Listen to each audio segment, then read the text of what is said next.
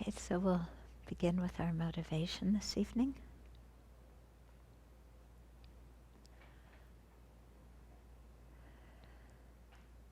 So it's good to just bring your mind to where your body is and see the opportunity that we have for the next week to really focus on our spiritual practice. Rejoice at that opportunity and make a strong intention to really use our time wisely. And in particular, to let go of our attachment to the happiness of only this life. The happiness of this life is nice, but it doesn't bring us satisfaction. It doesn't last long.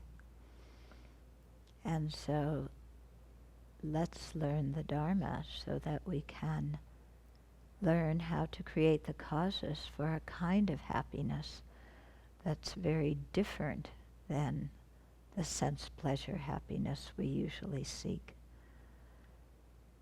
And a kind of happiness that comes from inside, from having a peaceful mind, a mind that is free of mental afflictions.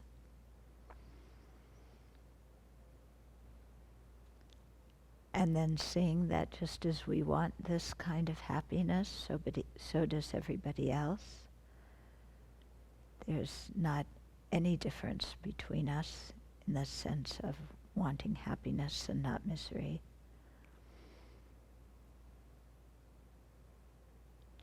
And when we think about it, we're alive only due to the kindness of others. And so have a mind that wants to repay that kindness and being able to share the path to liberation, the path to genuine happiness with others.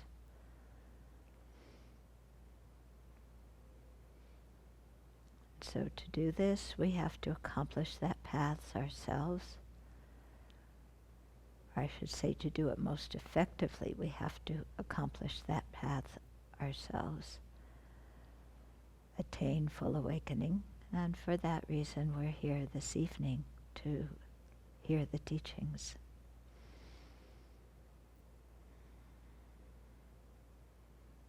So we place what we're about to do firmly within the framework of being of service and returning the kindness of others.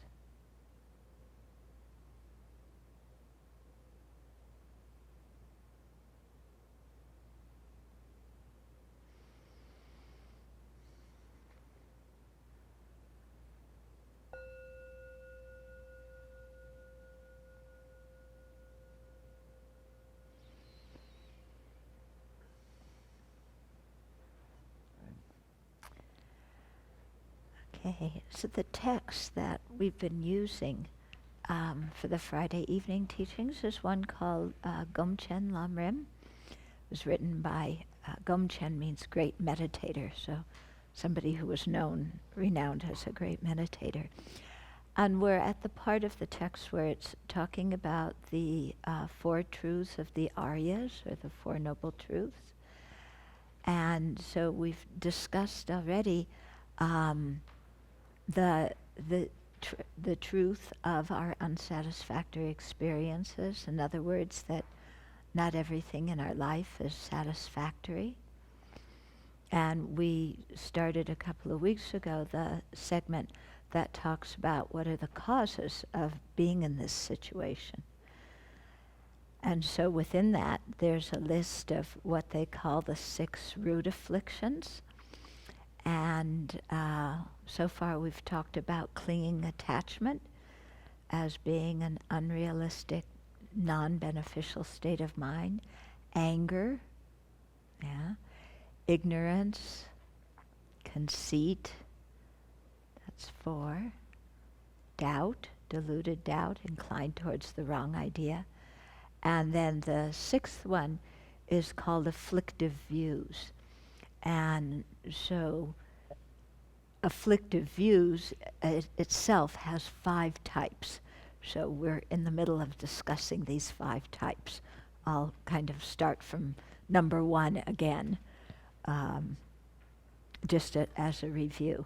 But before I do that, some people had sent in some questions, so I wanted to answer them. Okay, so one person writes, and he says, he's talking about his attachment. And he says, some of my attachments I justify. For example, the attachment I have towards my wife. I say things like I love her and therefore I should be attached to her. Or she is my wife of many years, and so I think attachment is just a given. I know these attachments are not healthy, but when I try to apply the antidote, my mind grasps even harder. What do you recommend in this stuck situation? Okay, that's the first part of the question. So I'm sure many other people have a similar kind of question and a similar difficulty. So it's helpful, to know that attachment is a mental factor that is based on exaggerating the good qualities of someone or something. And then because we've exaggerated good qualities or we've projected good qualities that aren't there, then we don't want to be separated, in this case, from the person. Okay? And along with, this exaggeration is a lot of unrealistic expectations of the person. This person is so wonderful, I love them, they love me, therefore, and we have a lot of expectations that we don't even realize that we've had until they aren't met, and then we get very unhappy. But expectations like, you're going to tell me that I'm wonderful, you're going to tell me that you love me a lot, you're going to support me whenever someone criticizes me, you're always going to be on my side, you're never going to get angry at me, you're always going to be understanding. Whatever mood I'm in, you're going to match it with your mood. And so when I'm happy and I want to have a good time, you'll also have a good sense of humor. And when I'm depressed, you'll talk me out of it. And when I'm serious, you'll want to have a serious discussion. And so all of my emotional needs you will meet. And, we will never quarrel about money. We will never quarrel about religion. We will never quarrel about the children. And we're going to live happily ever after, like the fairy tales told us that we would. Do you have those kind of expectations when you fall in love with somebody? No. I'm completely realistic. If you were completely realistic, you wouldn't be in the relationship.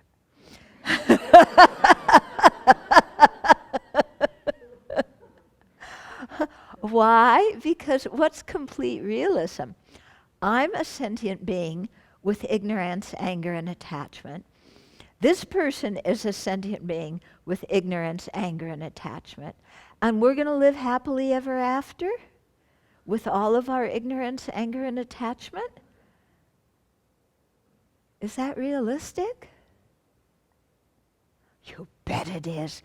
The whole world's screwed up. We're going to be the one couple that our love is going to transcend everything. Yeah. We're really holding on to, Cinderella and Snow White and the whole 9 yards, aren't we? Yeah. So, do you think there's a little bit of exaggeration there? Yeah, a few unrealistic expectations. And, the more we hold on to those, yeah, of course we assume the other person knows all of our expectations, and that they have agreed to fulfill all of them. Yeah. Have we ever asked them if they're willing to meet all of our emotional needs? If somebody asked you and said to you, I expect you to meet all of my emotional needs for the rest of my life, what would you say?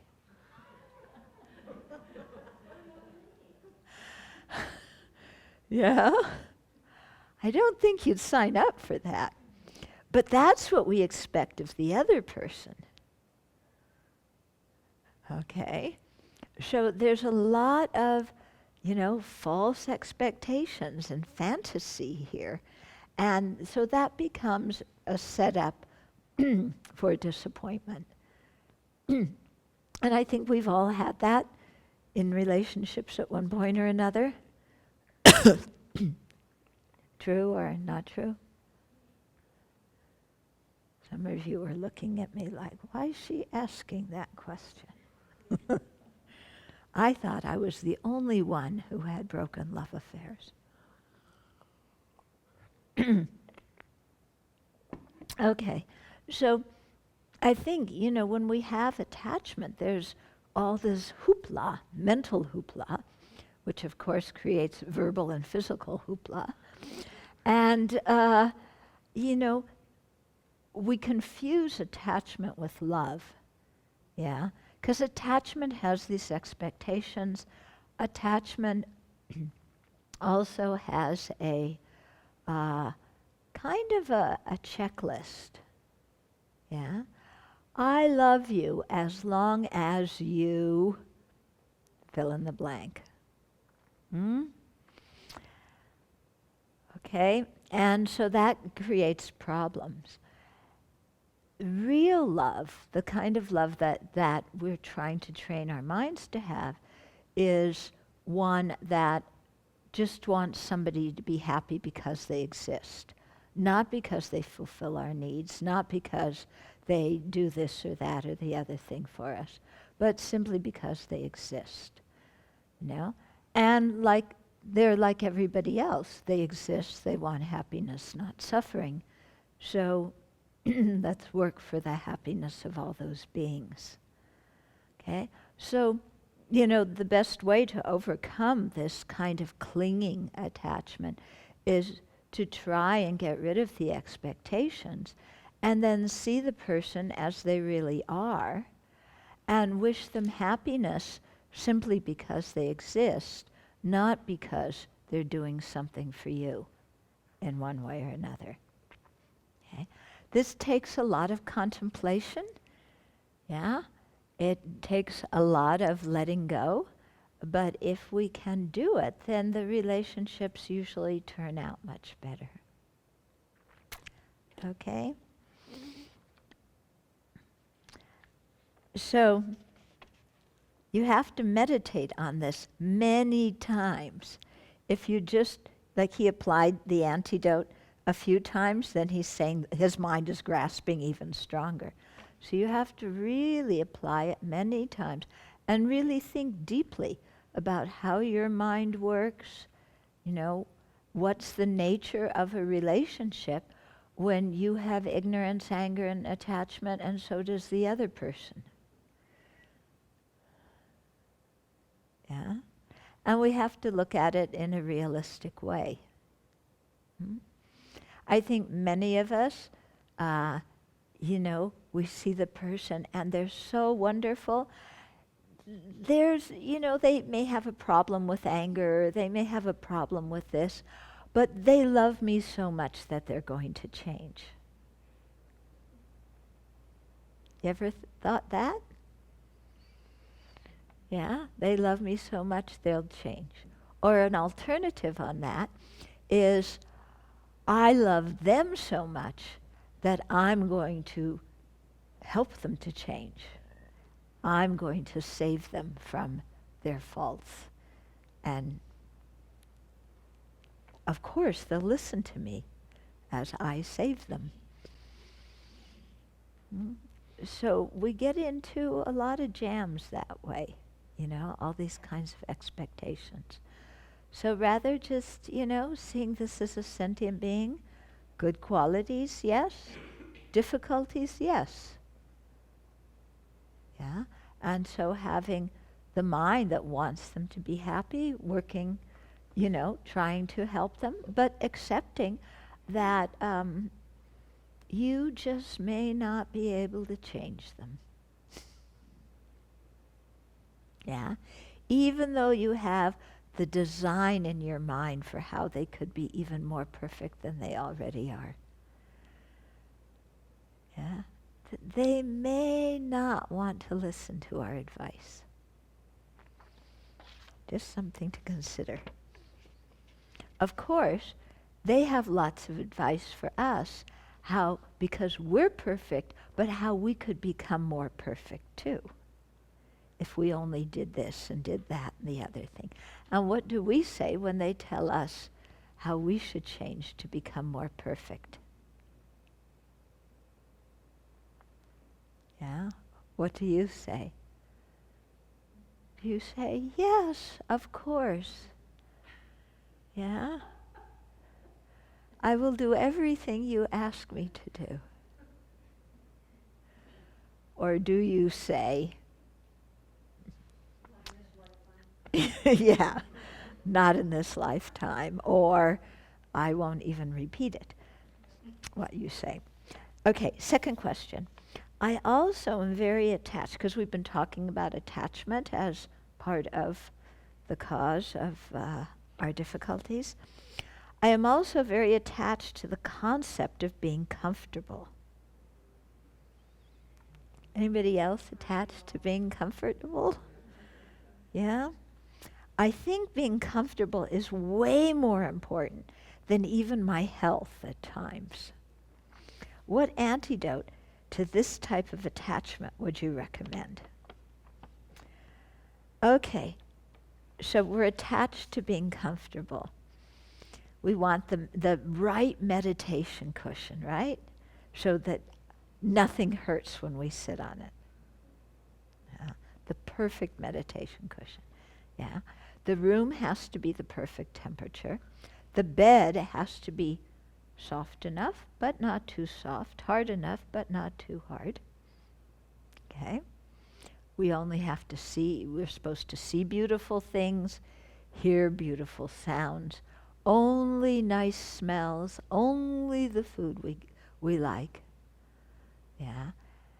And, we're supposed to be able to sleep as much as we want, to eat whenever we feel like it, to come to Dharma class and just stretch out on the floor and listen when I feel like it. And when I don't, take a nap. Okay, because my comfort is more important. Well, he said even than his health sometimes. Yeah? So what are the disadvantages of having that kind of attitude? What happens? What? You're going to be disappointed an awful lot because things are never going to be as comfortable as you want. And even they are, you're comfortable for a while, but after a while, what was comfortable to you now becomes painful. Okay? At night you lie down on your bed, it's like, oh, how nice this is. Okay. Now what would happen if you couldn't get up from your bed for 24 hours? That you had to stay lying in your bed? Would the 24 hours lying down be pleasurable? Or after a while, would you want to sit up or stand or walk or do something else? You would, wouldn't you? Yeah? So then maybe you stand up and you walk for a while. Oh, it feels so good. But after you walk for a while, you get tired. You want to sit down again. Yeah? So if walking were really happiness, the more you walked, the happier you would be. Just as if lying down were real happiness, the more we did it, the happier we would be. Okay, but we see that the things that bring us comfort, if we do them long enough, make us very uncomfortable. Okay, so that's one thing to contemplate, to reduce the attachment to comfort. Another is to think about the disadvantages of being attached to comfort, what we say to people, what we do to people, what our attitude is towards others when we're very attached to being comfortable. You know, when you really want to be comfortable and you can't get what you want. Yeah, you know, like when you really want to go to sleep and you've been up too long and you haven't been able to sleep. Are you pleasant to be with? No, we become like cranky 2-year-olds, don't we? You know, we become very unpleasant. We nag, we pester, we bug other people, we get mad. Yeah, so this kind of attachment to our own comfort brings these kinds of problems. If we were overtired but we weren't so attached, we could just say, okay, I'm too tired right now. That's just the way it is. You know, hold on, I don't need to take it out on everybody else around me. But when we're very attached and we want, you know, to get some sleep immediately, then we become very irritable and unkind to the people that are surrounding us, don't we? Yeah? Okay, so thinking about the disadvantages is often a good antidote to overcome the attachment to comfort.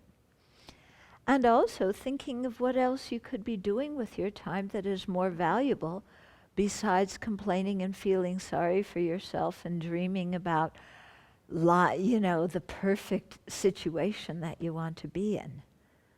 Yeah, there's many more creative things we could be doing with our human intelligence. Okay, then, so that was one person's questions. He, by the way, wanted to come to the retreat, but wasn't able to.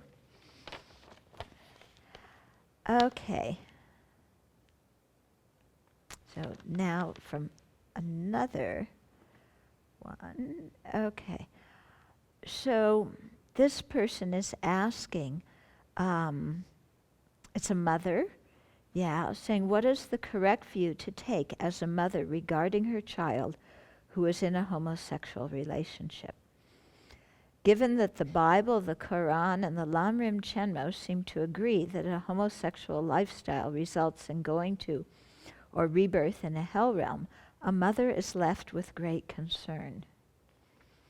The Dalai Lama, in an interview with Larry King, seems to say that LGBT lifestyle is none of his business, but if one is following a spiritual tradition, one should follow the values of one's chosen religion.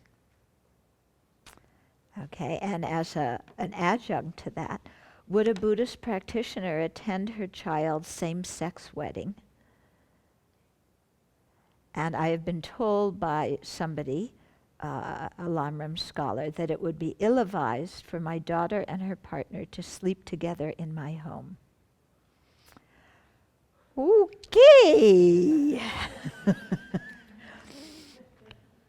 So the precept or the advice about unwise and unkind sexual behavior has to be put in the context of culture at any particular time. Okay? In ancient India, there was one culture.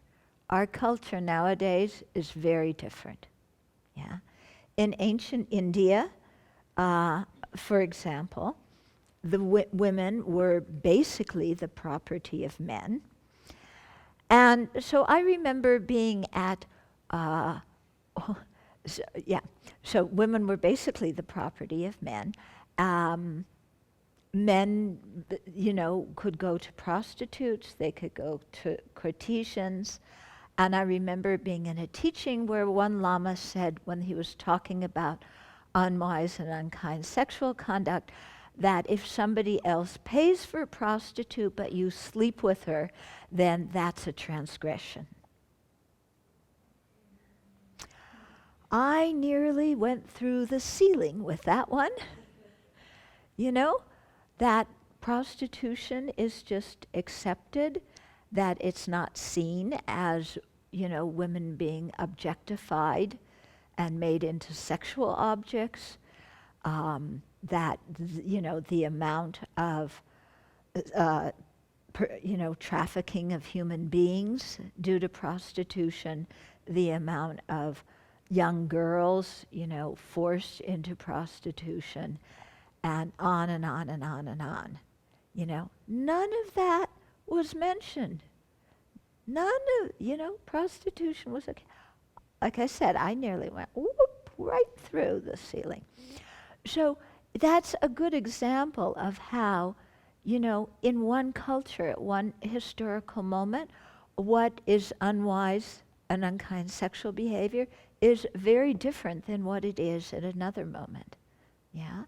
In Tibet, it was run of the mill for men to have, for women to have more than one husband. Yeah. And it was a way of keeping property in the family. Because if a woman had husbands who were brothers, then all the family property would be together, in one thing, and all the children would be together and inherit the property. That was completely culturally acceptable. I don't think it would go over well here, just as their view of prostitution would not go over very well in our culture, okay? In ancient India, homosexuality, they had a totally different view about it than people do nowadays, yeah? And, Vasubandhu, who lived in the 3rd, 4th century, he put in a lot of the details about you should do this and you shouldn't do that. And a lot of that was, again, according to the culture at that time, according to the way people lived at that time. And it doesn't fit our culture and our standards now. Okay? So His Holiness can't come out and say, I don't follow Vasubandhu, because he's one of the great Buddhists, But he also realizes that he can't say, I do follow Vasubandhu, because that would, for many of his students, that would just be too much, whether his students are gay or straight. It doesn't matter, because they have, especially the Western students, we have a very different view on this. So I think he just said it's none of his business, which I think is very smart. Yeah. Yeah. The view that Western teachers have, almost all of us, it's like,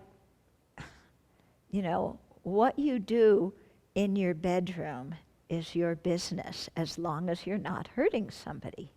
Yeah. If you're, having unwise sex and not, using condoms when there's a chance of spreading disease, or if you're using somebody just for your own pleasure without caring for them as a human being, then that's not very wise and it's not very kind. Yeah. But whether you're gay or whether you're straight or you're bi or you're trans, it really doesn't matter. Okay, that's the way most of us feel. So, here, I wouldn't agree that people who have homosexual lifestyles are going to have a rebirth in hell. I don't agree with that. Because there's so much more to a person than what they, the amount, our politics are so focused on what people do in their bedroom, and so much politics about sex. which is ridiculous. We have so many problems in this world to solve. And why are we focused on something like that and where people go pee-pee? I mean, that this is, front page headlines where you're allowed to go pee-pee. Give me a break. Yeah?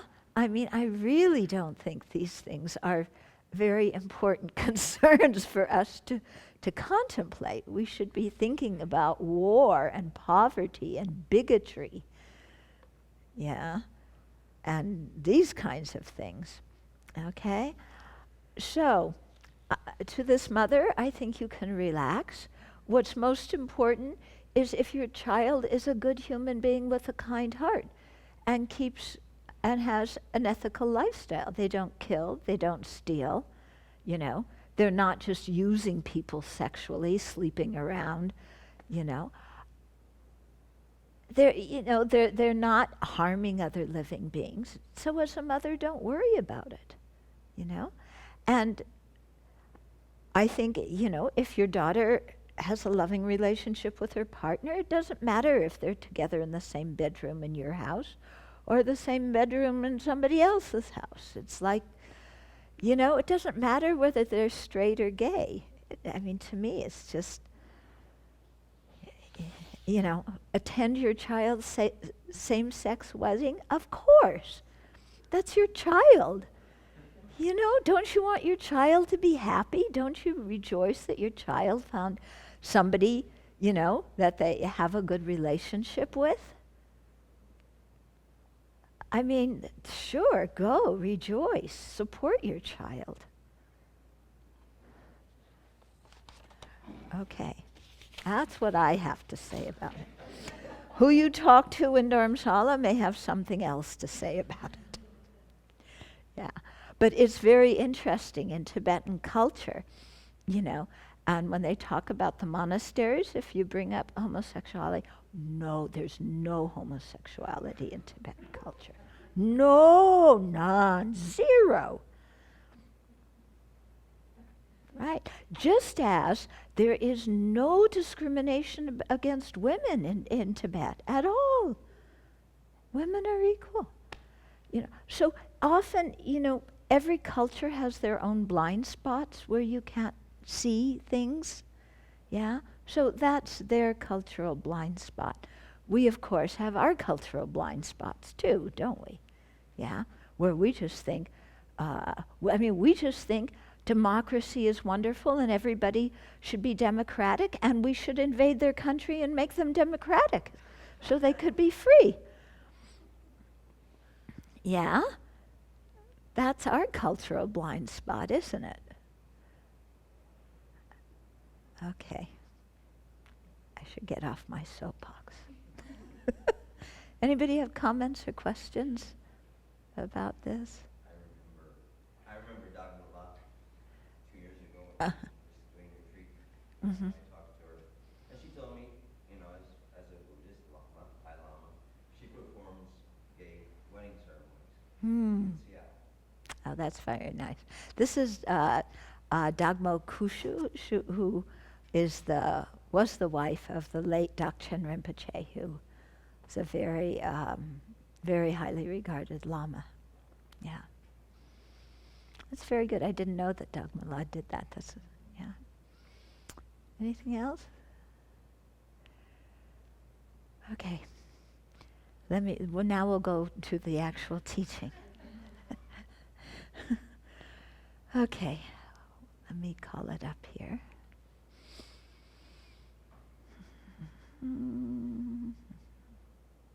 Oops. Sorry.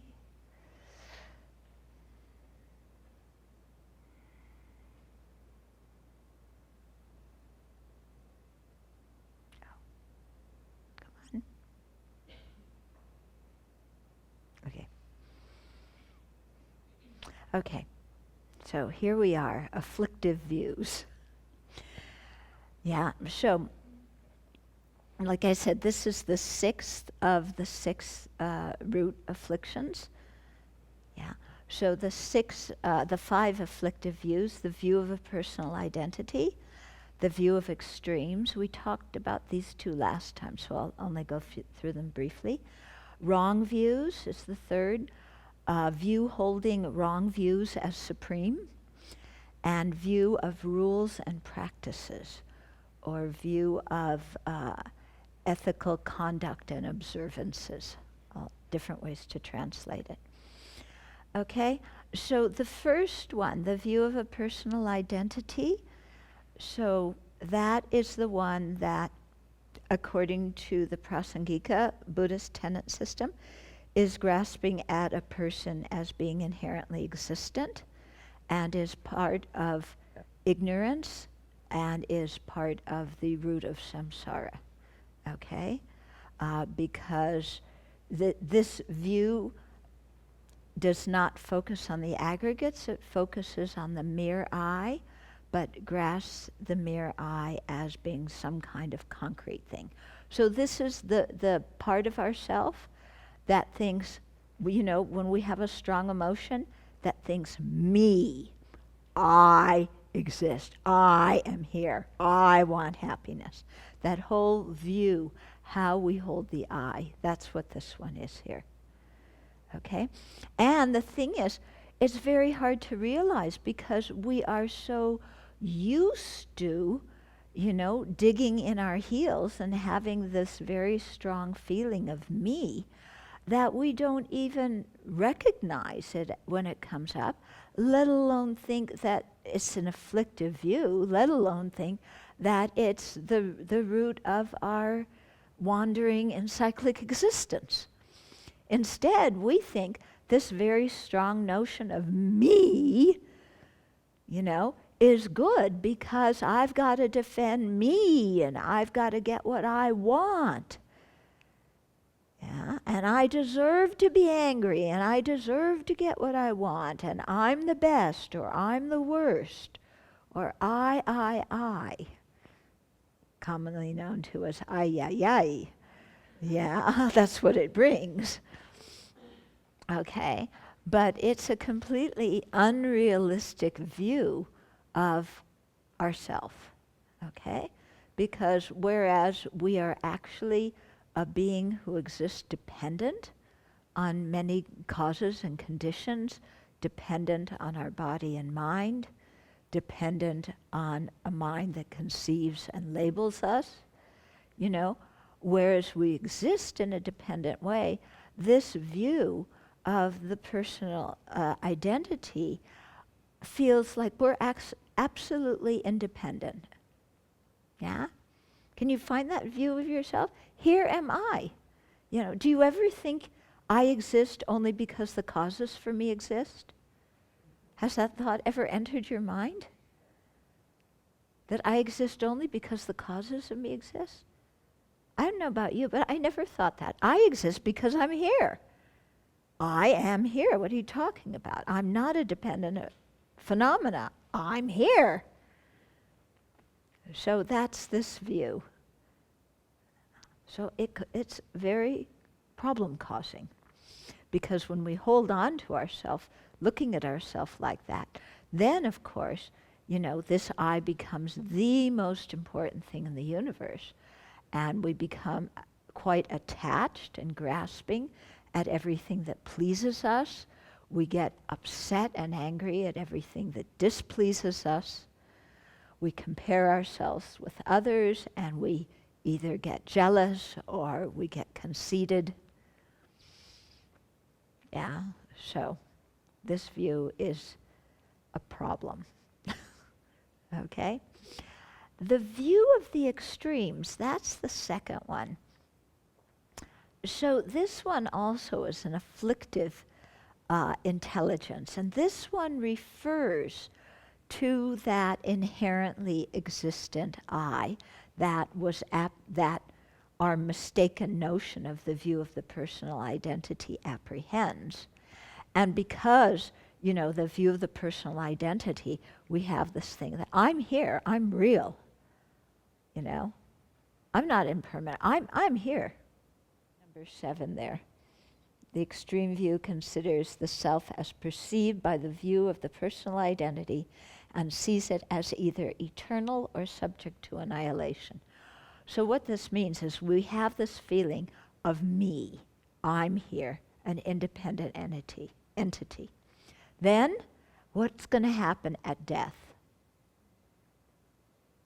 Yeah? And so we usually, after we grasp ourselves as this very concrete independent entity, then when we think, what happens to me at death? Then we think either, there's two choices. Either I go totally out of existence and there's nothing. I totally cease. Or this self that I grasp at is some kind of permanent soul or self that's going to exist forever without changing. Okay? So based on that wrong view of who we are, the view of the personal identity, then we think at death, either there's a soul that goes on, or I cease to exist. Both of those are incorrect. Okay, both of those are said to be extreme views because, first of all, there's no permanent independent self to exist to start with. So such a self can't, pick up out of one body, go kerplunk in another body without changing. Yeah.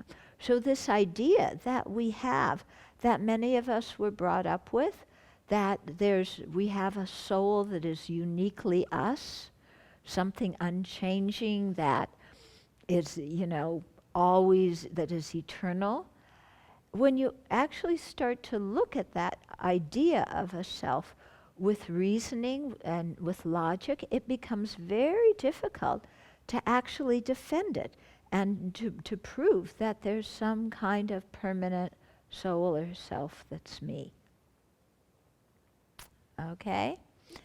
So that's why it's an extreme view. The other one is more a view going to the other extreme of the mind is just an emergent property from the brain. So when the body dies and the brain stops, then the mind finishes. There's nothing. Yeah. And so in our society, when you ask people about what they think happens after death, you usually get one of these two extreme views. One of either annihilation or the other one of permanence or eternalism. Okay? Buddhism talks about rebirth, but we say that there's not an independent permanent soul that is reborn. Rather, there's moments of mind, one moment of consciousness, giving rise to the next moment of consciousness. So the mind itself being a completely transitory thing, a completely dependent phenomena, dependent on causes and conditions and parts and so on. And so there is a continuity that goes to the future life.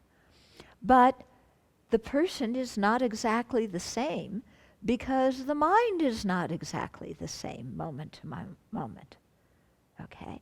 But it's not totally destroyed because there is this continuity whereby the actions we do in one life affect what we experience in the next life. Okay?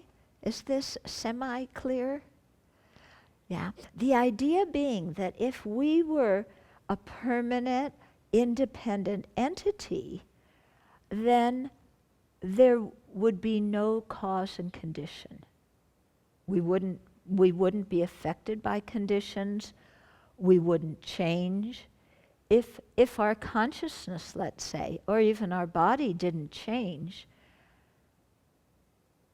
I mean, are you willing to say that you haven't changed at all since you were born? We can't say that. Yeah, our body's completely different than when we were born. Our mind is completely different than when we were born. but there's a continuity. Okay? So there's no permanent independent soul, but it's also like we can't say there's nothing. There's a continuity, but each moment of that continuity is different than the previous moment. Okay? So that's why this one's called an extreme view. Okay. The next one in this is holding to the superiority of views is an afflictive understanding that observes the aggregates of the view holder, blah, blah. Okay. Yeah, that sentence doesn't make much sense. I'm not real happy with the translation here of this text, but I don't have the Tibetan. I can't really look at it, and my Tibetan also isn't fantastic. Anyway, what this one is this is the mind that holds wrong views as supreme. So the first two, view of the personal identity and the extreme views. This one says these are the best views to have. And not only these, but the wrong view, which is the next one. No, here this list is different than the order is here the wrong view is the 10th. But sometimes the order is different. But anyway, this one of view holding wrong views as supreme, it says my wrong views are the best views to hold. They're 100% correct. Okay? So if you have that kind of view, that what you believe is 100% correct, are you going to investigate your wrong views of who you think you are? No. Yeah, you're going to stay stuck in all your wrong views, defending them, and that is going to really put a very difficult barrier to progressing along the path, because we're digging in our heels and we're saying, my view of who I am is accurate. My view of what happens after death, is accurate. Everything I think is true. Why? Because I think it. That's going to be difficult. Okay? Then the next one here, the view of rules and practices is an afflictive understanding that considers these wrong practices to be paths to liberation. Okay, so this is a view. It's also translated as view of ethical conduct and observances. And what this means is you're focusing on either ethical conduct, which here it translates as rules, or observances, where here it translates as practices. You're holding what is not the cause of liberation or the cause of a good life as being the cause of a good rebirth or the cause of liberation. Okay, that's the first part of it.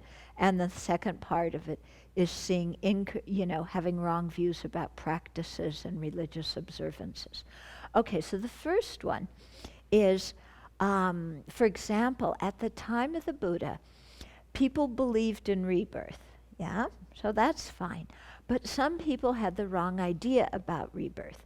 And because they had either maybe their teacher said them, or maybe they had some mistaken kind of clairvoyance, they thought that if you acted like an animal, for example, that used up all your negative karma to be born as an animal in your next life. What do you think? Yeah? Do you think that's the cause for having a good rebirth? So there were people who would come. When you read the suttas, there's people who would come like crawling on all fours, acting like a dog, lapping up water, sitting in a curled position, barking, acting like a dog, thinking that used up all their karma to be reborn as an animal so that in their next life they would have a good rebirth. Okay? Completely wrong idea about ethical conduct. Totally wrong idea. Okay? In other cases, there are people, and we even see this today, like Jim Jones. Remember him some years ago? He had all of his followers commit suicide together. And I think the idea must have been that somehow committing suicide was a virtuous action that would bring you happiness afterwards. Yeah, and these people believed it and they followed him. Committing suicide is not the cause of happiness. It's the cause of suffering. Okay? Also, we find all sorts of things, that people think. Some people think that doing very severe ascetic practices, either, starving yourself, maybe self-flagellation, something like this. This happens in Western religions, yeah? That somehow torturing your body is going to cause you to have spiritual realizations, because torturing your body is going to make you less attached to your body. That doesn't work. That's not ethical conduct. Ethical conduct is what leads to a happy rebirth. Not self-torture, not suicide, not acting like a dog. Okay?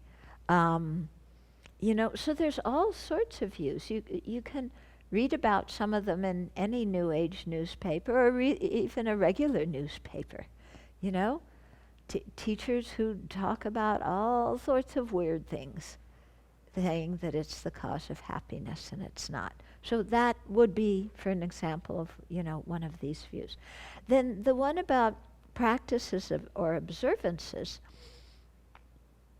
is thinking that a practice such as bathing in the Ganges River, drinking holy water, that this is going to purify your karma.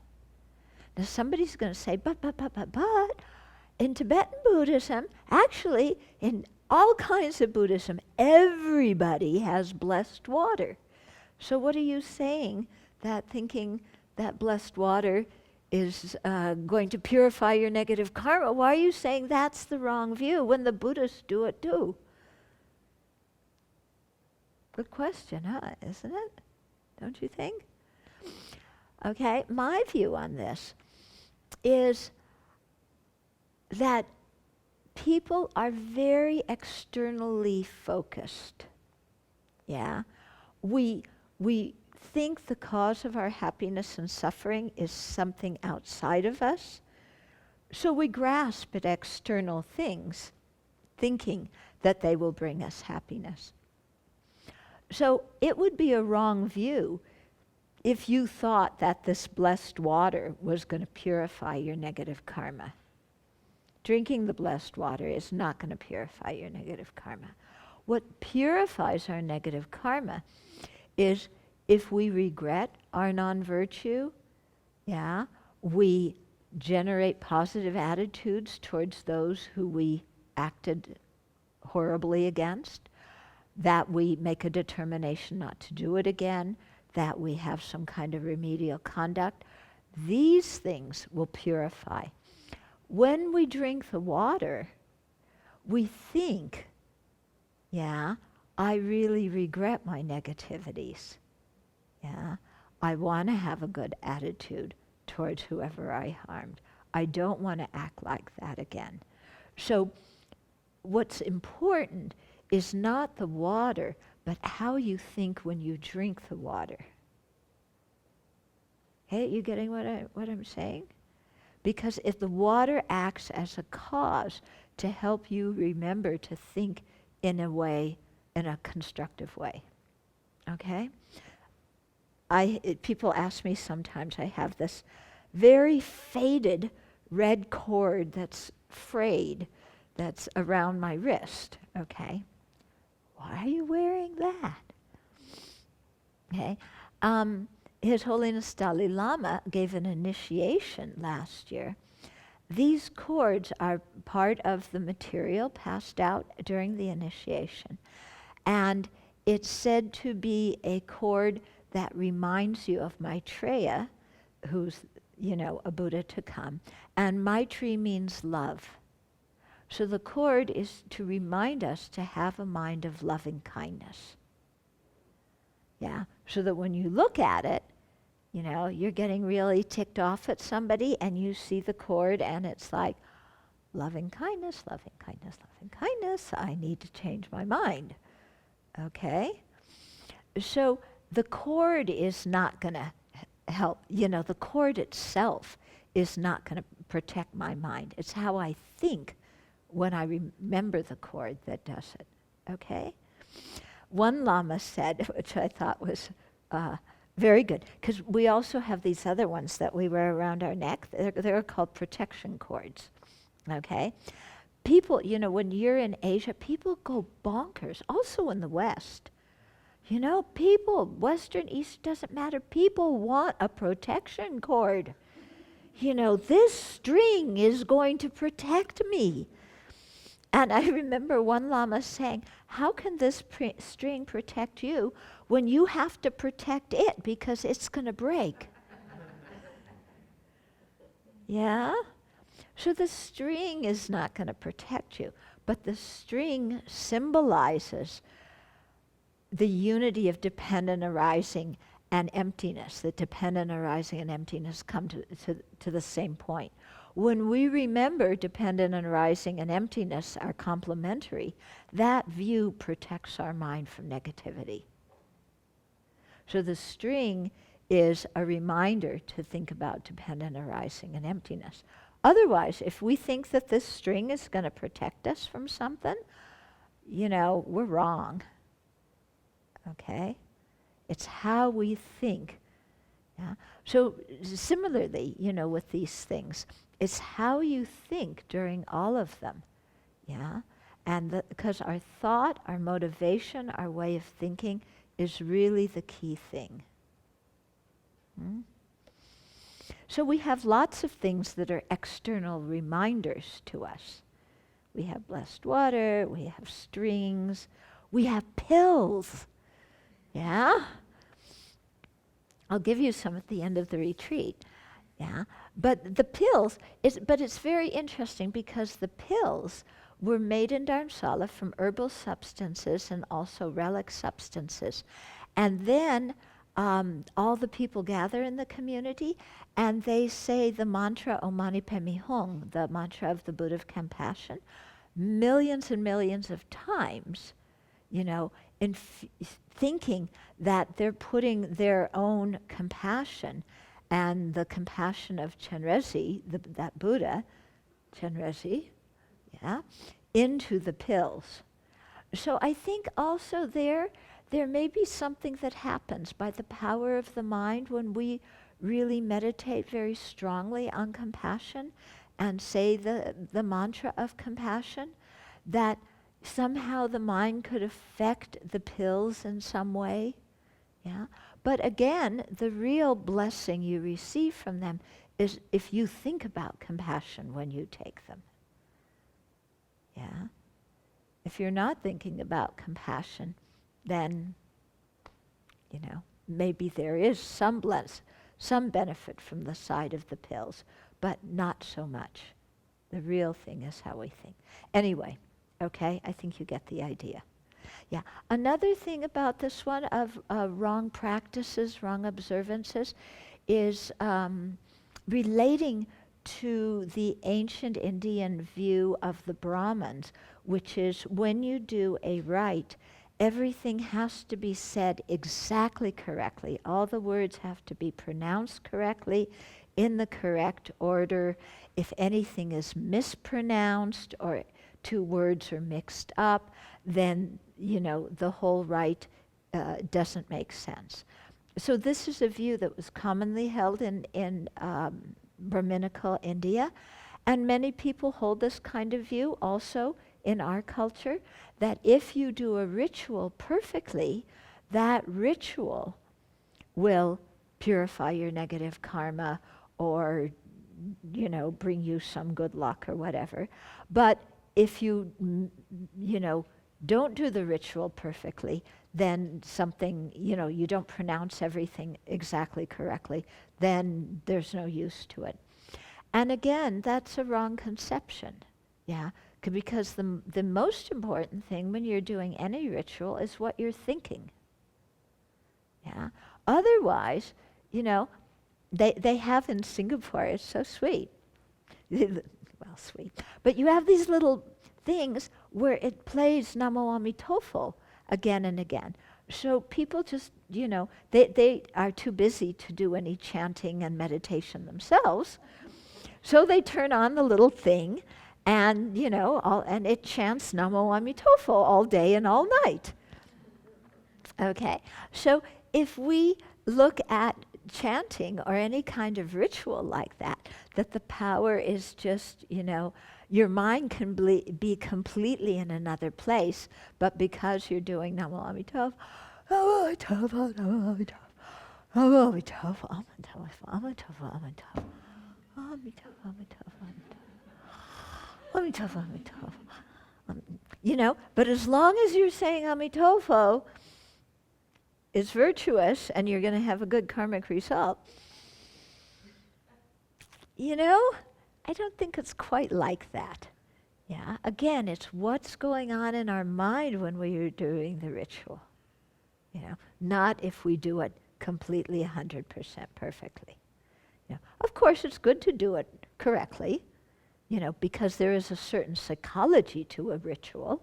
And if we start making up our own rituals and changing the text to be what we want it to be, then, the whole psychology behind it gets dismantled. So it's good to try and follow how it's set out because it has a certain purpose. But the most important thing when you're doing it is what's going on in your mind. Yeah. Okay. Then the last one is wrong view, an afflictive understanding that falls into denying what exists and affirming what does not exist. Okay, so here, these kind of wrong views are about things that are important regarding your spiritual path. Okay, so wrong views are different than doubt, and they're different than curiosity. Wrong views is a very skeptical, almost cynical, digging in your heels, saying, I believe this, and it's your responsibility to make me think differently. But I'm not going to listen to anything you say anyway because you're wrong. Okay? You got this, the picture of what wrong views are like? Okay? So, when we say that wrong view denies exists something that does exist, it denies the existence of something that does exist, that would be like denying that Buddha, Dharma, Sangha exist, saying that enlightenment is impossible because sentient beings are inherently selfish, saying cause and effect doesn't work, I know for sure there's absolutely positively no rebirth, and if you believe in that, you're a jerk. These kind of very rigid views are wrong views.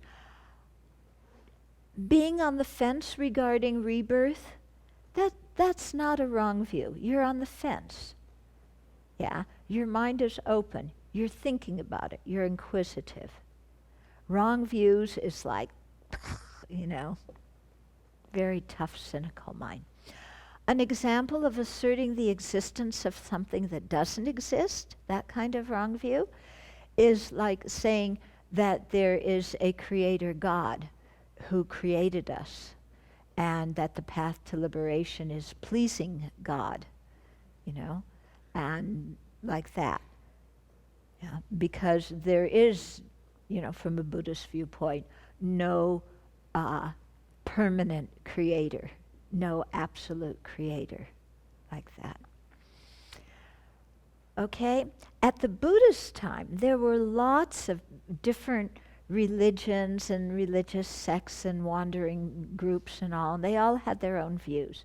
One of the sutras called the Brahmajala Sutra, the Buddha mentioned some of these wrong views, so I'll just read you a synopsis of them. Okay, so there are the eternalists who proclaim the eternity of the self and the world. In other words, there's a permanent soul, the universe is permanent, everything's permanent. Yeah, that's not correct. Okay. Then there's those who are partly eternalists and partly non-eternalists who proclaim the partial eternity and the partial non-eternity of the self and the world. So this would be like saying everything's eternal and permanent on one level, but on another level it changes. Okay? Sometimes we actually think like that. Then there's the finitists and infinitists. I guess people, who proclaim the finitude or infinitude of the world. Okay, so some people who say the world is finite, you come to the end of the universe and there's a brick wall, okay, and the infinitists who say everything's infinite, and I don't know what else they say, that I don't know what else they say. I mean, things are infinite, but they must have some kind of wrong view attached to that. Okay, so there's those. Then there are the eel wigglers. Eel, like, the eel wigglers who resort to evasive statements. Because like somebody who's trying to hold an eel, the eel wiggles, So these people, if you ask them a question, is it like this? They go, no, it's not like this. It's kind of like that. And then you say, well, is it like that? No, it's not like that. It's kind of like this. And they always, what's the English word for it?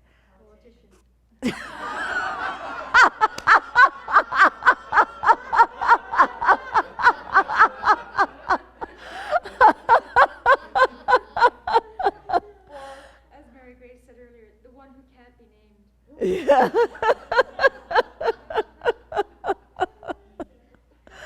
Yeah.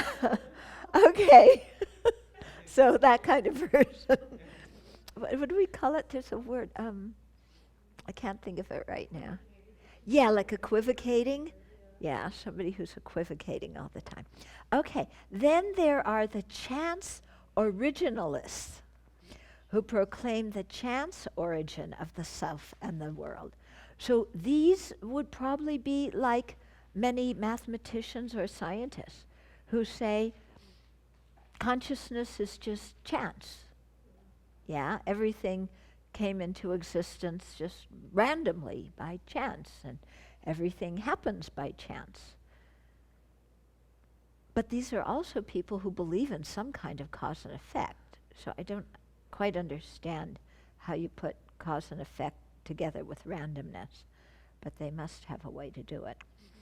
Okay, then another are those who are speculators of the past, having fixed views about the past. Okay, those who are speculators about, who have fixed views about the past. Let's stop there. So these are like the people who say, oh, this whole parallel universe thing, like there's a parallel universe and the past is still happening. So if we could take a time machine and go back into the past and redo it, or go into our parallel universe and change things, there's a lot of people who believe in this. My dad had Alzheimer's. Yeah, he believed in a parallel universe. He lived in a community near Newport Beach, and he thought there was a second Newport Beach. Yeah, and that looked exactly like the first one. He had Alzheimer's. Yeah, I mean, this is what he thought. We kept saying, no, there's only one Newport Beach. Oh, no, there's the second one, and my house is not this one that I'm in. It's in that my house is in that other Newport, the parallel universe, Newport Beach. Yeah? We stopped arguing with him about that. It didn't do any good. We just loved him. That was all. Okay. So people who have, those who are speculators about the past, having fixed ideas about the past. Then there are those who claim a doctrine of conscious post-mortem survival. Okay, so your consciousness survives after death. Maybe like, your consciousness rises up out of the body and then it looks down at everything and says, where shall I be reborn? Something like that, maybe. Okay, then those who proclaim a doctrine of unconscious post-mortem survival. I don't know what their views are. Yeah.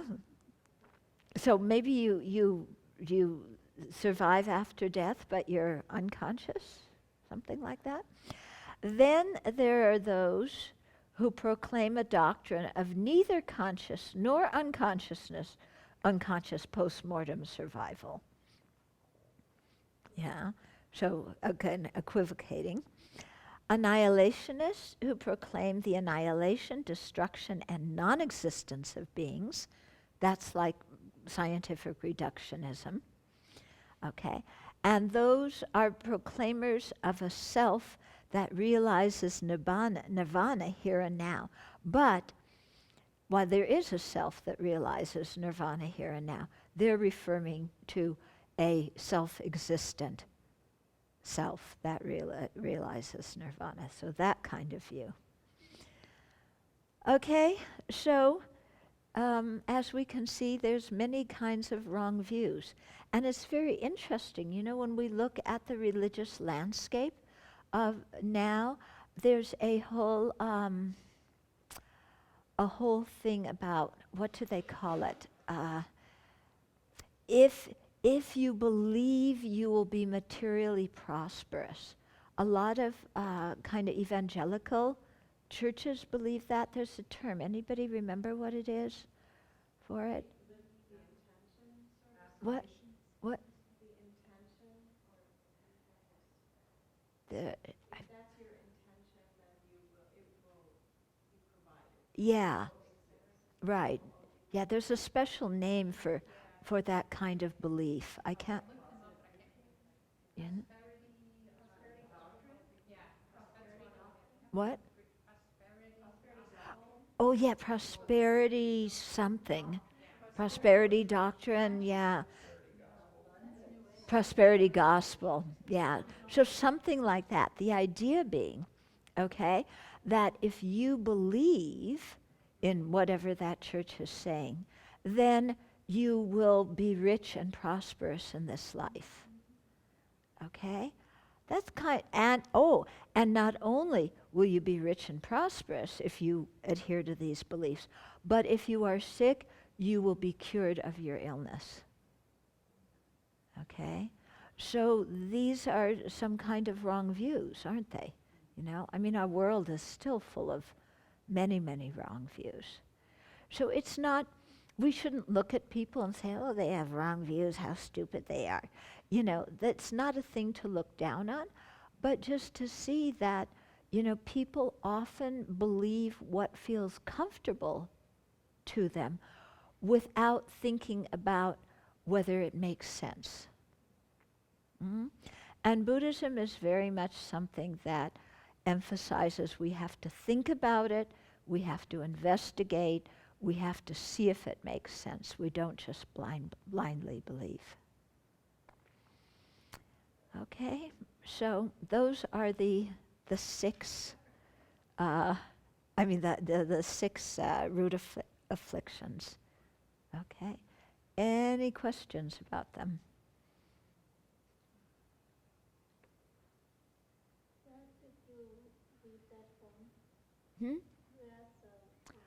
Oh, what I just read was from the Brahmajala Sutra.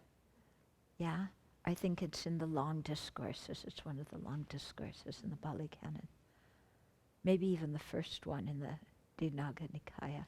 I'm not sure. Yeah. Oh, I just missed the name of the last one you mentioned. The what? The last one on the list that you mentioned. Oh. The ones who adhere to the idea of a self who attains nirvana here and now, but they're thinking that the self is an independent, concrete self, so it's a wrong view. Mm-hmm. When we are holding on to a view, it's already a fault, right? Whether it's a wrong or right. No, we have, well, we want to have correct views, okay? So a lot of our practice is involved in learning and then thinking about these different things and seeing if they make sense, yeah? If we have a correct view, but our ego becomes attached to our view, the view is still correct, but our mind is filled with attachment or conceit. Okay? So it doesn't mean that you abandon the view. It just means you have to rebalance your mind so that you can still listen to other people's ideas and respect other people and so on. And so that you don't get defensive. One of my teachers said, you learn Buddhism and then you go home and then people criticize the Dharma and you get defensive. Oh, you can't criticize the Dharma. Buddhism is perfect. That's my spiritual path. How dare you criticize? He said, if you react like that, then, there's nothing wrong with Buddhism, but your attitude and the way you're holding it is something afflicted. Okay? Yeah. Yeah. And so is the personality view separate from the ego and the conceit that is eradicated during arahantship? Okay. The word ego in Buddhism, there's no Sanskrit, Pali, Tibetan, Chinese word that translates it as ego. And even within English, there's so many different definitions of ego. I mean, Freud's definition of ego is very different. I mean, from Freud's viewpoint, ego was something good. It balanced between the id and the superego. How we use ego now can mean many, many different things. So I don't tend to use that word in describing Buddhist doctrine at all. How about the word conceit? Conceit, yes. There is definitely, when we talk about one of the forms of conceit is the conceit of I am. I am. Okay? That's one form of conceit. Does that answer your question okay?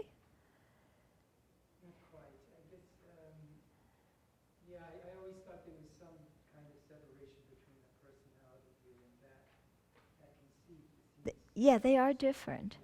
Yeah, they're different.